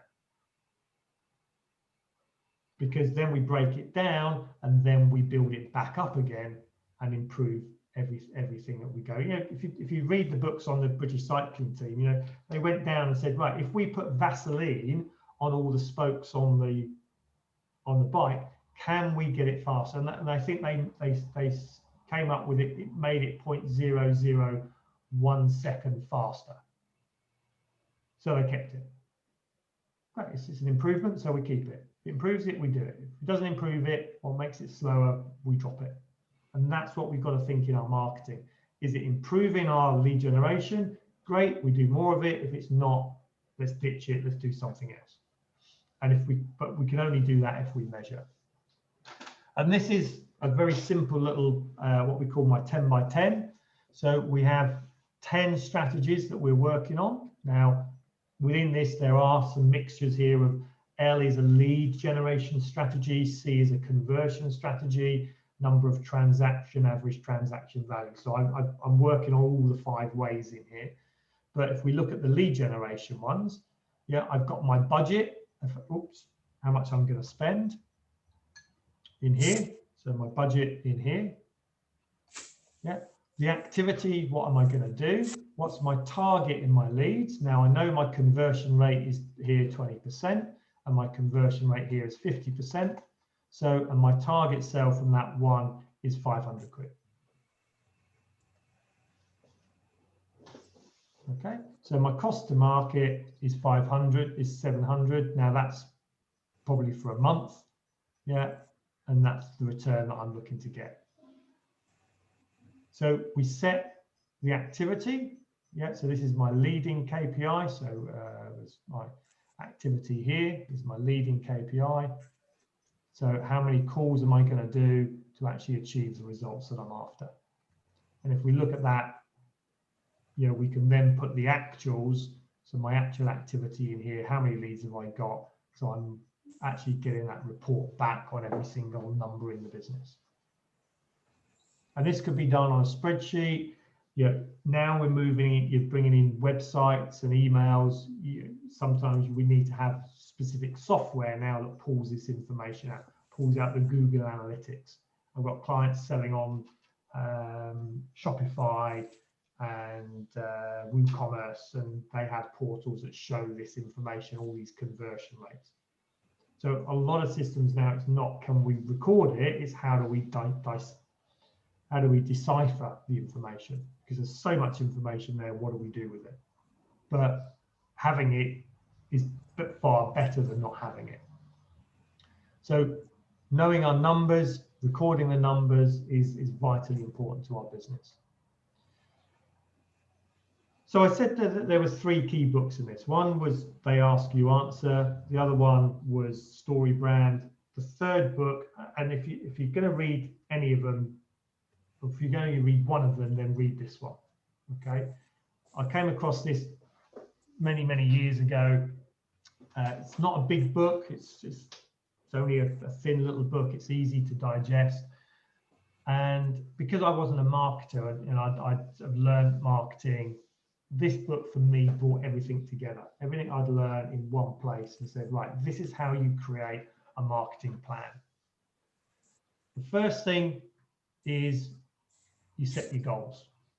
Your goals, your targets. You know, he talks about what's the desired result, what's it worth, and what's the consequences of not doing it. So, because if there's no emotional tie to you to achieve this, then why do you bother?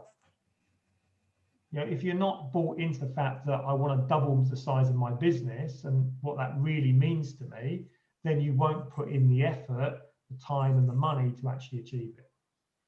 If you're a marketer and this is your job, if you don't realize that your job is at stake, if you don't generate leads, then you won't bother. You'll just go through the motions. You'll just do just enough to keep your job. But if you really bought into actually, I want to generate this, this is important to me, then you'll put the effort into it.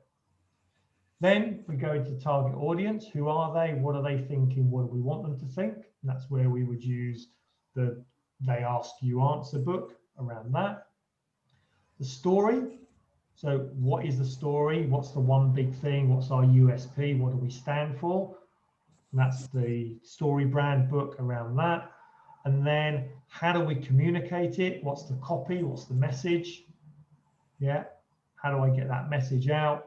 And the final one, how do I measure my results? And the whole thing with marketing is the great Henry Ford said, 50% of my marketing is wasted. I just don't know which 50% it is. By measuring it, you know which 50% it is. You stop doing stuff that isn't paying, you do more of what is paying.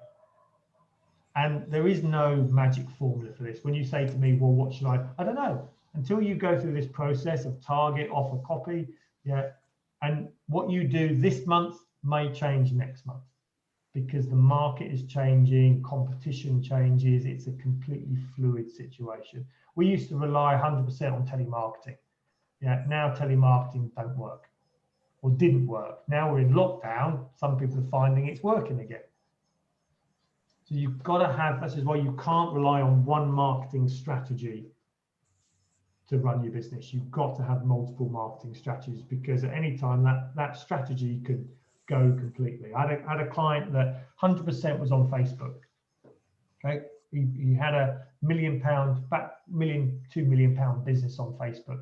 Facebook changed the algorithm on how he got his adverts out.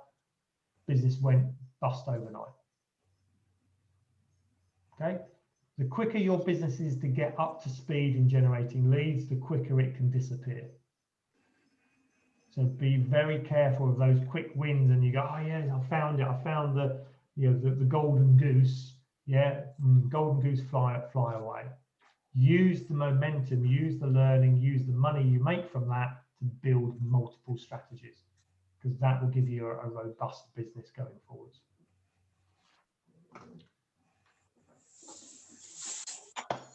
And I think I've managed to finish in time. We've got a few minutes so we can have some questions, but your home fun out of this is, number one, set your marketing goal. I know a couple of you have just started with me, and this is what we've been doing. Okay, we've been going through what the goals are, where we want to get to. Think about your limiting beliefs. What do you believe about marketing? And be honest with yourself. If you think it's hard work, a waste of time, then confront that. Because you've got to deal with this. And then write up the hemp marketing plan. Now, if you want a copy of that, I've got this. I've got a couple of workbooks on the hemp side of it. For those that are working with me, we don't I don't use it because there's a few bits that are just more difficult than they should be. But we do that. We do exactly the same thing, just in a simpler and easier way. But if you're not working with me, then email me and I'm quite happy to send you a copy of the hemp stuff that I've got. If you go to Peter Knight's website, he used to give it away for free. I think he's charging for it now, or at least asking for your email. I'm sure he emails some useful stuff as well. I don't actually partake with his marketing campaign. And that's it. Marketing for me is extremely simple, but it ain't easy. The concepts are the same no matter what you do. Target offer, copy, ADA, don't care what marketing campaign you do. Telemarketing campaign, same thing. Attention, interest, desire, action. Putting it into practice, though, is the difficult bit. Can you email me, guys, if you want any of this stuff? Email me, because when I close this down, I lose the chat and I won't remember who's done what, because it's I'm an hour ahead of you, so I'm ready for a beer after this. And that's it, But after all that's said and done, more often said than ever done, the key to this is take action. You won't. This is why I say you've got to come back to these workshops again and again and again, because taking all this thing in one go is impossible. You'll pick up different things. You'll be at a different place, and different things will resonate with you every time you come back. So the next one of these will be marketing. Will be in 3 months' time. In 2 weeks' time, we're moving on to finance. So again, you'll get the emails through. Please book on. Put members of the team onto it, and it'd be great to have you along for those. So good. So any questions? Anything that you would like? You can write it in the chat box, or you can just unmute yourself and ask away. Actually, I think I've got a rum and coke actually. No, it's just coke. So can't get a service around here. Right, Kevin, you got a slide on USP sort of points? I've got sort of 1 to 10 down. You had 20 points up on that slide. Yeah, I've got a USP document. So if you ping me an email and ask for the USP stuff, I'll send you the USP stuff. Yeah.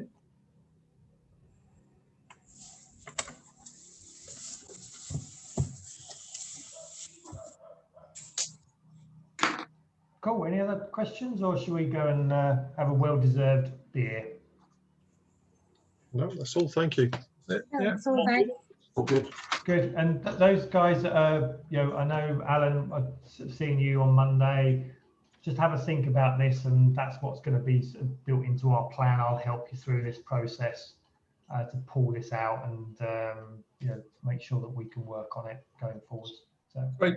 One quick one. I know it's only applicable to me, but our meeting tomorrow. Are we covering this tomorrow? Because okay. Yep. Because we did the first. This is the second bit for you, isn't it? So we're moving into the sales and marketing strategy with you tomorrow. Yeah. Lovely job. Cool. Excellent, guys. Well, thank you very much for attending, and we'll see you on the next one. And in the meantime, have a good evening and a good weekend when it finally comes. So, Cheers, Kevin. Take care, everybody. Thanks, Kevin. Bye all. Bye. See ya. Thank you. Bye.